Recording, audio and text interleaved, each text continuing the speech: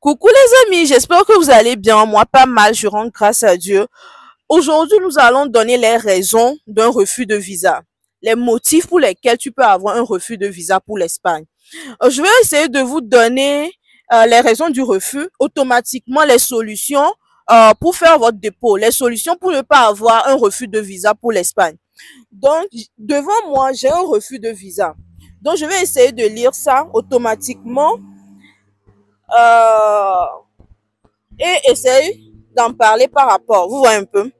Donc, premièrement, on a les motifs, les justificatifs de ton séjour en Espagne. Automatiquement, on te pose la question par rapport à l'admission de l'école. Tu t'es inscrit à l'école, montre les preuves, quoi. Ça veut dire que sans ça, je ne sais pas comment tu veux faire un dépôt de visa sans les motifs de l'école. Le pourquoi tu veux aller en Espagne. Sans ça, tu dois pas aller faire le dépôt.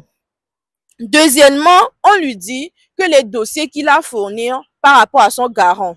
Ça veut dire que le garant qu'il a présenté n'a pas assez de moyens, n'a pas assez de fonds sur son compte.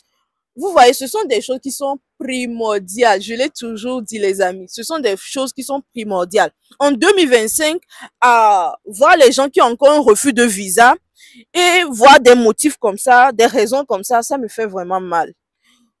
Ok. Après ça, on lui dit gens qui ne sont pas confiants qu'il veut aller en Espagne pour rester étudier. Parce qu'ils ont vu que la personne a eu assez de refus de visa dans d'autres pays. Vous voyez?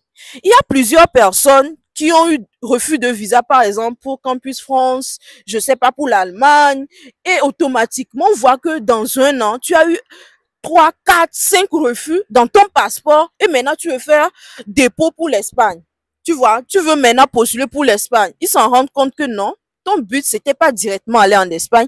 Ton but, c'était d'aller dans d'autres pays. Vu que tu as eu 2 refus, maintenant tu veux recourir au visa espagnol. Tu vois.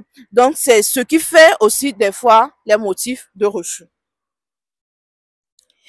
Et aussi, on dit les conditions qu'il a présentées ne sont pas fiables. Après ses études, je sais pas pourquoi, gens, ils ne sont pas confiants que la personne va venir étudier. Je l'ai toujours dit, il y a des gens, par exemple, qui ont, je sais pas, 35 ans, par exemple, et veulent demander le visa pour l'espagnol et dire que ils viennent seulement pour faire la licence. Les amis, c'est impossible. C'est impossible. Moi, je l'ai toujours dit, je suis venue en Espagne fraîchement après mon bac. J'ai eu mon bac en 2019. Automatiquement, en 2019, j'ai commencé ma procédure pour l'Espagne. Vous voyez, c'est ça. Genre, tu as eu ton bac en 2019, tu dis que non, je vais en Espagne en 2019 pour faire mes études supérieures. Tu auras ton visa à coup sûr.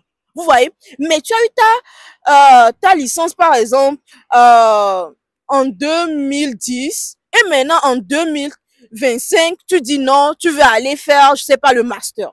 Vous voyez, il n'y a pas trop de... Vous voyez un peu, tu peux dire, tu peux faire un CV. Vous voyez, ce sont des conseils que je vous donne comme ça. Hein. Tu peux faire un CV, dire que oui, j'ai eu mon bac en 2000, je sais pas, en 2020.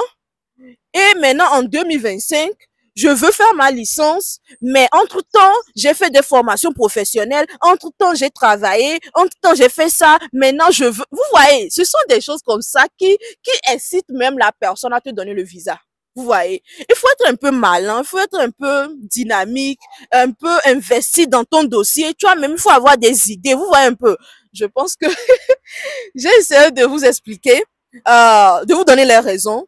Si vous avez d'autres questions, n'hésitez pas à m'écrire sur Instagram, à poser vos questions, même à vous accompagner dans la procédure pour l'Espagne.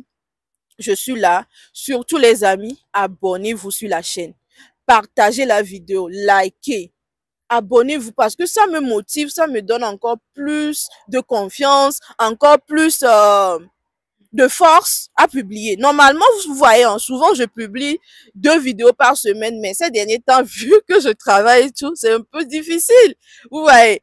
Mais je fais l'effort de vous faire plaisir, de vous aider, de vous accompagner. Donc, essayez de me motiver, essayez de partager, liker, vous voyez, abonnez-vous surtout. Ça me motive. Merci beaucoup. Ciao, ciao, à la prochaine. Bisous, je vous aime très fort. Ciao!